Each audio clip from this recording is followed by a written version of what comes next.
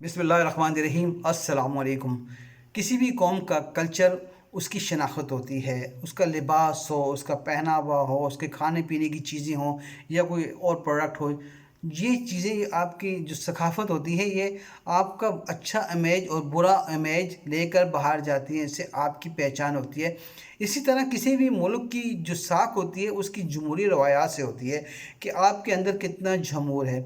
हमारी कोई इतनी सुनहरी, कोई इतनी खूबसूरत हमारी तारीख़ नहीं है जमहूरियत की, क्योंकि जिसने भी जमहूरियत को लूटा, नोचा, घसीटा, बेदरीक से अपने थे, कोई कसर नहीं छोड़ी। और यहाँ तक कि दुनिया में पाकिस्तान को पहले 10 नंबर में करप्ट जिन पर लेके आने वाली ये जमहूरी है। नाज़रीन, छंगा मांगा की सियासत हो या कोई और सियासत हो, ये अब इन दो बड़ी पार्टियों के साथ दफन हो जाना चाहिए। आवाम को चाहिए कि अब मज़ीद अपने आप को जलील ना करवाएं।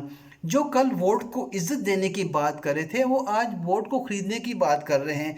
वो लाइन में सबसे आगे लगे हुए हैं। आप किस तरह वोट को इज़्ज़त देंगे? कब तक हमारे वोटों का सौदा करके चंद बड़े लोगों की तिजोरियों में रखा जाएगा? हमारी किस्मत के फैसले कब इन पैसे वालों के हाथों होते रहेंगे? क्या हम इसी तरह ज़लील ख्वार होते रहेंगे? क्या हमारे वोट को इसी तरह बेचा बेचा और बेचा जाता रहेगा?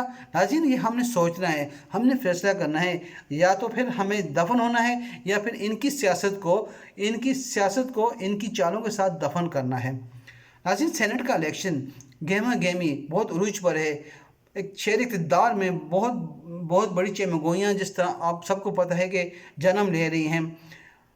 आज बात करते हैं इसी सेनेट के इलेक्शन पर। जी हाँ, इस वक्त सबसे ज़्यादा जो फोकस किया जा रहा है वो किया जा रहा है इस्लामाबाद को।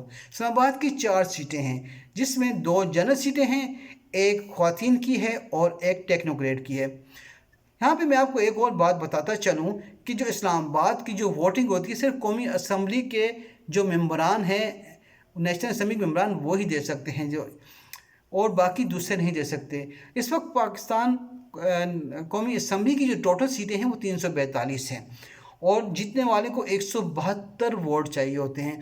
इस वक्त 2 बड़ी जो शख्सियात हैं वो मैदान में उतर चुकी हैं। एक है साबिक़ वज़ीर आज़म पाकिस्तान यूसुफ रज़ा गिलानी साहब और दूसरे हैं शेख हफीज़ साहब जो मशीर वज़ीर ख़जाना हैं। तो मुकाबला है इन दोनों में, बल्कि इन दोनों में बल्कि सब पार्टियों में मुकाबला है इस वक्त। PTI वर्सेस इत्तेहादी और PDM जी, तो तमाम जमातें हैं वो इनके ख़िलाफ़ एक महात बना चुकी हैं।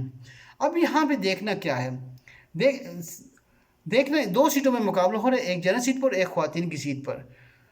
सबसे जो अहम चीज़ जो कह रहे हैं वाक़फ़ान सियासत, वो ये कह रहे हैं कि ये सीट आइंदा का लहमा अमल तय करेगी।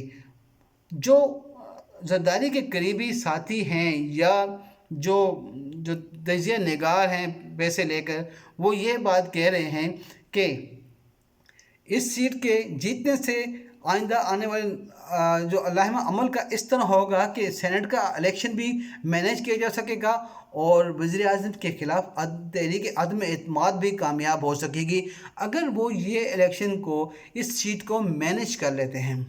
ये देखेंगे आइंदा क्या होता है। सुप्रीम कोर्ट कल या आने वाले दिनों में क्या फ़ैसला करती है। क्या वो इसी तरह रबड़ की इंसाफ देने वाली होगी या फिर वो कोई कंक्रीट फ़ैसला करेगी। ज़रूरी नहीं है कि जो कानून में है वो ही लिखा हो, नहीं। आप वक्त के साथ जब आप अपने तौर पर ज़रूरत जात की वजह से आप कर सकते हैं जिस तरह कोई फ़ैसले, तो इस तरह इसको भी करना चाहिए कौम के मुफाद में, क्योंकि सबूत आपके सामने आ चुके हैं किस तरह ख़रीदा जा रहा है वोटों को, किस तरह बेचा जा रहा है वोटों को। तो ये चीज़ें जो हैं ये हमें वसी तर मफाद में हमें कोई कंक्रीट फैसले लेने पड़ेंगे। नाज़रीन, ये रह गई बात सेनेट की। अब आगे चलते हैं, हम देखें नून लीग ने इस मरतबा क्या किया। नून लीग ने इस मरतबा अपने दरीना कारकुन जो हैं, जो वफादार 3 कारकुन थे, मोहम्मद ज़ुबैर, अब्दुल कादर बलोच जिसको सेनेट का चेयरमैन मुंतखब किया था साहब का, जब ये इन्होंने तहरीक अदम एतमाद पेश की थी चेयरमैन सेनेट के ख़िलाफ़, तो नवाज़ शरीफ ने जेल से उसका नाम तजवीज़ किया था उसको, और ज़फ़रुल हक को इस मरतबा सेनेट का टिकट नहीं दिया गया। टिकट उनको दिया गया जो नून लीग के करीबी नहीं बल्कि मरियम सफ्दर के करीबी हैं। ان کو ٹکٹ دیا جا رہا ہے. ساجد میر تک کو ٹکٹ دے دیا ہے جو اہل حدیث کے سربراہ ہیں. وہ چند ملاقاتیں انہوں نے کیا کہ مریم نواز کے ساتھ، تو ان کو بھی ٹکٹ سینٹ کا دیا جا رہا ہے، لیکن اپنے دیرینہ کارکن اور جو ہر وقت ان کو ڈیفینڈ کر رہے ہیں ان کو نہیں دیا جا رہا. تو یہ ایک بڑا ہو سکتا ہے آنے والے دنوں میں یہ نون لیگ کے لیے ایک بڑا مشکل مرحلہ ہوگا، جب یہی لوگ ان کے مخالف ہو کر ان کے خلاف باتیں کریں گے اور ان کے راز افشا کریں گے. سیاست میں کچھ بھی ممکن ہے، سیاست میں ہر چیز ممکن ہو سکتی ہے. سیاست میں یہ بھی ہو سکتا ہے کہ فلک یہ دیکھتا ہے سیاست میں کہ ایک بیٹی کے سامنے اس کے باپ کو گرفتار کیا جاتا ہے ایئرپورٹ پر، اور فلک جو ہے حیران و پریشان ہوتا ہے. لیکن فلک اس وقت حیران و پریشان نہیں ہوتا جب دو بھائی کالے کوٹ پہن کر ایک وزیر اعظم کے خلاف اپنے من پسندیدہ جج کے سامنے جاتے ہیں اور اسے نااہل کرواتے ہیں. جی ہاں، اسے نااہل کرواتے ہیں، اور اس کے بعد پھر انہی کا ایک وزیر اعظم آج ان کی جو ہے حمایت کنندہ کا سائن کر رہا ہوتا ہے. جی ہاں، عباسی صاحب وہی ایک اور وزیر اعظم، وہ آج ان کے حمایت کنندہ بن کر سائن کر رہے ہیں سینٹ کی سیٹ کے لیے. تو فلک یہ کیوں نہیں دیکھتا؟ فلک صرف وہی دیکھتا ہے. ناظرین، یہ کتنا بیوقوف بنائیں گے ہمیں، یہ کتنا ہمیں یہ پاگل بنائیں گے. اب ہمیں سوچنا ہے. میں بار بار یہ کہتا ہوں کہ عوام نے یہ فیصلہ کرنا ہے. عوام کی طاقت کے آگے کوئی طاقت نہیں ہے. اللہ نے عوام کے اتحاد میں بڑی طاقت دی ہے. آپ نے فیصلہ کرنا ہے کہ آپ نے اپنا فیوچر کیا بنانا ہے، کس کو اپنا مستقبل بنانا ہے. آج عمران خان کے خلاف یہ سارے کیوں ہیں؟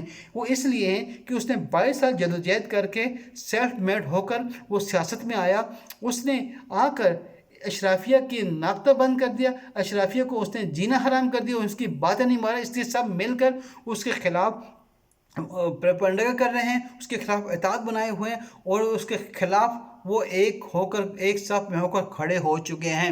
اس لیے ناظرین کہ ان کے جو مفادات ہیں وہ پورے نہیں ہو رہے. ان کی جو مناپلی تھی وہ ختم ہو کر رہ چکی ہے.